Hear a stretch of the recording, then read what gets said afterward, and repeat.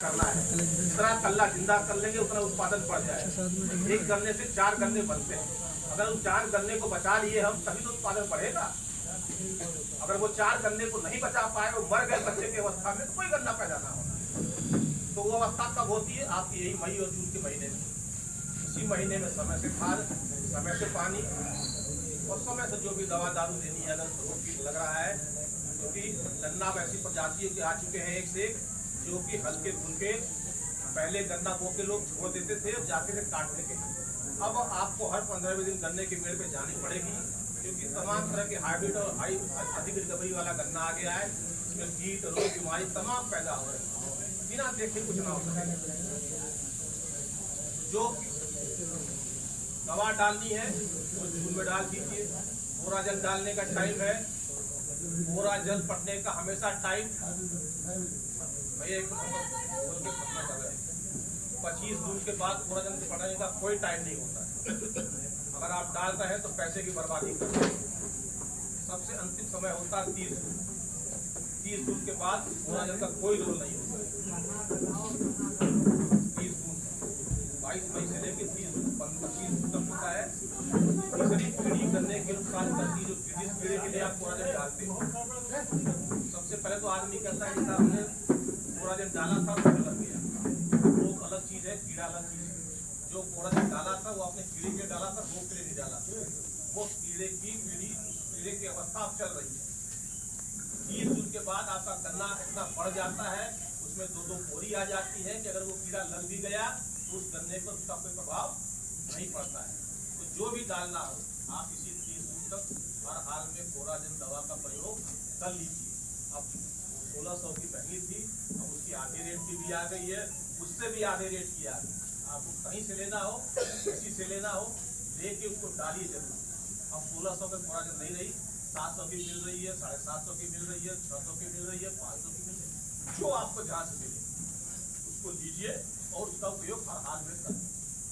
एक बार प्रयोग का मतलब होता है उसका असर 90 दिन तक रहता है। वो दवा 3 महीने तक आपके गन्ने को किसी भी बचा के। गुलाब बाबू ने कहा खाद, फिर आपसे रिक्वेस्ट करूंगा, मेरा अनुरोध करूंगा, जो खाद डालनी है 30 तक डाल दीजिए। 30 जून के बाद यूरिया का प्रयोग से बचिए। बरसात के महीने में यूरिया पड़वार की अवस्था में आता है। पड़वार की अवस्था में कभी भी यूरिया नहीं दिया जाता है। उस समय गन्ने को छोड़ दीजिए, फिर उसको बढ़ने दीजिए। कल्ले की अवस्था में यूरिया डाला जाता है। जिसने पेड़ी के खेत में अभी भी कुछ ना किया हो तो चीनी मिल में बायो पोटास है, अभी भी पोटास लीजिए। 4 बोरी एकड़ के हिसाब से लीजिए, 350 रुपए की बोरी है, और उसको गुड़ाई करिए, जड़ के पास पोटास डालिए और पट्टी चढ़ा के पानी लगाइए। यही काम है। जो भी गन्ने का काम है आपका सिर्फ 30 जून तक है। जुलाई के बाद जो काम आता है वो आता है भुट्टी चढ़ाने का, जो कुछ लोग करते हैं, कुछ लोग नहीं करते। दूसरा काम आता है गन्ना बांधने का। इसके अलावा गन्ने में और कोई काम ना है। तो मैं यही चाहूँगा कि इतना उत्पादन बढ़ा लेंगे उतना चीनी मिल को गन्ना मिलेगा, जितने चीनी मिल को गन्ना मिलेगा उतना फायदा मिलेगा। जितना फायदा मिलेगा आपका भी हित है और चीनी मिल का भी। चीनी मिल एक अच्छे पोजिशन में है, अच्छे समय से चलने के लिए है, और आपके सहयोग से बढ़िया चल भी रही है और बढ़िया भुगतान भी कर रही है। और भविष्य में भी आपको विश्वास दिलाता हूँ कि चीनी मिल ऐसे ही आपके साथ कंधे से कंधा मिला के चलेगी। भुगतान और इसकी कोई भी क्षमता मन में दूर कर लीजिए। कोई भुगतान और पेमेंट की समस्या चीनी मिल के साथ नहीं रहने वाली है। बस अधिकाधिक चीनी मिल को गन्ना देने का प्रयास करिए। खड़ी शुद्ध में इधर उधर गन्ना पौने दाम में। आज हम हैं तो गन्ने की फसल की कदर है। अगर आज हम नहीं होते, ये चीनी मिल इस इलाके में नहीं होती, तो गन्ने की फसल की कोई कदर नहीं होती। गन्ना आपका दोस्त नहीं सकता। जिन इलाकों में चीनी मिलें नहीं है, उदाहरण के तौर पे आप कई जगह चले जाएं, आपके बगल में पड़ोस का क्षेत्र है कमलापुर, जहाँ एक चीनी मिल हुआ करती थी और बंद हो गई। आज वहाँ का किसान अब तो थोड़ी चीनी मिल अगल बगल आ गई, वरना 150 रुपये में गन्ना बेचता था। कानपुर में जगह है घाटमपुर खुदकी, आपसे ज़्यादा गन्ना वहाँ होता है। वहाँ गन्ने की नवंबर में बिक्री होती है, 125 रुपये कुंटल में खरीदा जाता है गन्ना, क्योंकि वहाँ कोई चीनी मिल नहीं है। एक चीनी मिल है 218 किलो दूर हैदराबाद गाँव उसका बाराबंकी में है, वहाँ गन्ना आता है। किसान वहाँ देने से ऐसा सोचता है कि 125 रुपये में इस गन्ने की नहीं बेच के खत्म कर लो, क्योंकि गन्ना का खादर है, वहाँ गन्ना बोने की मजबूरी है। तो चीनी मिल है तो आज गन्ने की हमारी कदर है। लेने वाले 380 का भी ले रहे हैं, 400 लेकिन वो क्षणिक सूख है। गन्ना ज्यादा पैदा होगा तो हम तो आपसे बते हैं कि आपके खेत का एक एक गन्ना लेके ही चीनी मिल बंद करेंगे, लेकिन और वो नहीं बते आपसे। शाम को मन करा दरवाजा बंद किया और कहा कि कल से तौल बंद है, लेकिन हम आपसे नहीं कर सकते। हम तब तक मोटर गाड़ी दौड़ाते रहते हैं चीनी मिल बंद होने के 7 दिन पहले, जब तक एक किसान की ट्राली हमारी चीनी मिल दरवाजे के अंदर नहीं पहुंच जाती। तो हमारा आपका साथ है, किसी का साथ है, चीनी मिल का साथ दीजिए। तो बाद में जितना सहयोग आपने दिया है आगे भी करके यही आपका भविष्य है। यही बातों के साथ में बात कार्यक्रम आप सभी किसान भाइयों का हार्दिक स्वागत है। ये कार्यक्रम करने की जरूरत इसीलिए पड़ी, जैसे अभी किसी ने बताया कि हमारा सीधे का औसत 22 क्विंटल आ रहा है। कुछ लोग 50-60 काट रहे हैं, कुछ लोग 70-80 काट रहे हैं, कुछ लोग वास्तव में 20-22 काट रहे हैं। तो हमारे उत्पादन में एकरूपता, इसके वजह से ये कार्यक्रम पूरे प्रदेश में चल रहा है। हर प्रदेश में, हर समिति में, हर परिषद में ये कार्यक्रम किया जा रहा है। जिस तरह से शामली का किसान 1100 क्विंटल काटता है 1 हेक्टेयर में, और हमारे यहाँ 850 काट रहा, और पूर्वांचल गाजीपुर में 650 काट रहा। ये औसत समझ का कटिंग हो जाता है। वैसे चीनी मिल का जो पूरा गन्ना आपूर्ति हुआ, सप्लाई हुआ, तो एरिया से उसको डिवाइड करके निकालते हैं तो औसत उनका 240 क्विंटल पर हेक्टेयर। और उसमें यह होता है कि थ्रेसर पर तो चला गया, उसका भी इन्हीं के में जुड़ा है, बुआई में जो गया वो भी जुड़ा है। तो कुल मिला के उत्पादन जो वर्तमान में हमारा आ रहा है, ज़्यादातर लोगों का यही है 40-50-60 का है, 70-80 काटने वाले कम। तो हम लोग सभी लोग अगर 80-90 क्विंटल की बीघे गन्ना काटने लगे तो चीनी मिल को भी पर्याप्त गन्ना अपनी भी आमदनी बढ़ी। कुछ बातें विशेष तौर पर ध्यान रखने वाली ये है कि हमारा किसान भाई आज भी गन्ना खेत में भूटा नहीं फेंकने का मतलब समझ, मतलब बीघे में 6 क्विंटल 7 क्विंटल 8 क्विंटल गन्ना डालते हैं, तो वो गन्ना फेंकने हुआ चिल्लाई इतना घना बोलते 2-2.5 फीट का गन्ना बोलते एकदम घना लगा देते। एक गन्ना उसमें आपका क्या आएगा, पूरा गन्ना लगाओगे, 3 का टुकड़ा काटोगे, 4 का काटोगे तब भी चलता है, 2 का टुकड़ा काटोगे तब भी। तो आप गन्ना बुआई में अपने बीज की मात्रा आप जो है, आप लोग बताओ सामान्यतः कितना बीघे में लग जाता है? कितना बीघे में लगता है बीज? बता दिया 8 क्विंटल लग जाता है।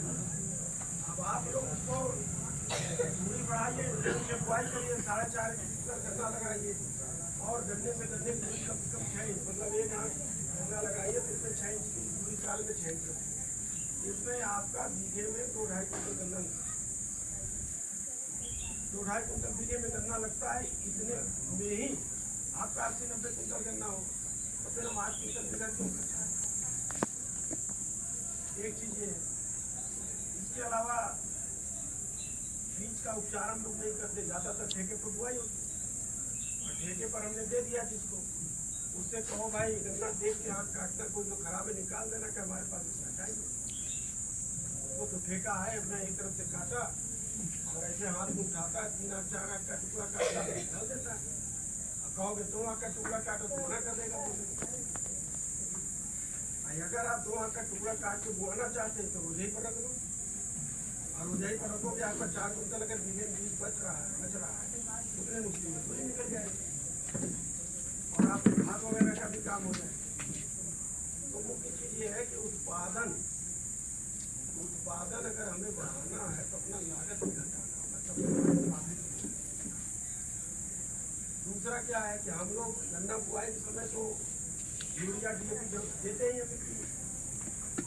उसके बाद जो है आप स्प्रे के माध्यम से पौधे पकड़ते हैं। जब गन्ना 1 महीने 1.5 महीने का हो जाता है तो फिर ज़्यादातर किसान भाई पीछे लगते हैं, उस DAP कोई लाभ होता है तो मैं उस DAP का कोई लाभ, वो सिर्फ आपके पैसे की बर्बादी। अब अब आप सोचो कि ये लोग ऐसे घंटा करके चले जा रहे हैं, लेकिन आप अपनी मिट्टी को भी बर्बाद कर रहे हैं, पैसे को भी बर्बाद कर रहे हैं। आप गन्ना बुआई के बाद आप यूरिया का ही आप अगर स्प्रे कराते हो तो 2% का घोल का स्प्रे करो, 2% मतलब 100 लीटर पानी में 2 किलो यूरिया। आप एकड़ में जो है एकड़ में पूरी डालते हो। अब वैसे क्या है 200 लीटर पानी में 1 एकड़ छिड़काव हो जाएगा और 4 किलो यूरिया हो जाएगा। एक लेबर लगाना पड़ेगा, गिरने के लिए भी लेबर लगाओगे, स्प्रे के लिए भी लेबर लगाओगे, उसमें आपका खाद लग जाएगा। और जब स्प्रे कर रहे हो तो उसमें आप NPK का चाहे स्प्रे कर लो, उसमें आप जो है चीनी मिल के जो मल्टीविटामिन टाइप में वो मिल जाएगा, सोसाइटी में वगैरह है, सागरिका ये मिल जाएगा, उसको मिला के स्प्रे तो उसमें गन्ने में जो की मात्रा की पूर्ति भी होगी और गन्ने का व्यवहार और विकास होगा। तो आप लोग ये जो बोरी का यूरिया का ट्रेंड बना है उसको आप बदलो। आपको नैनो यूरिया मिल रहा है उसमें यूनिवर्सिटी मिला के स्प्रे करो, चाहे नहीं आओ जो 4 फीट की दूरी पर गन्ना लगा रहे हैं उनके लिए तो बहुत आवश्यक ऐसे निचड़ा मजबूत हो जाता है, मिट्टी चढ़ा रहता है तो हवा चलने पर गन्ना गिरेगा।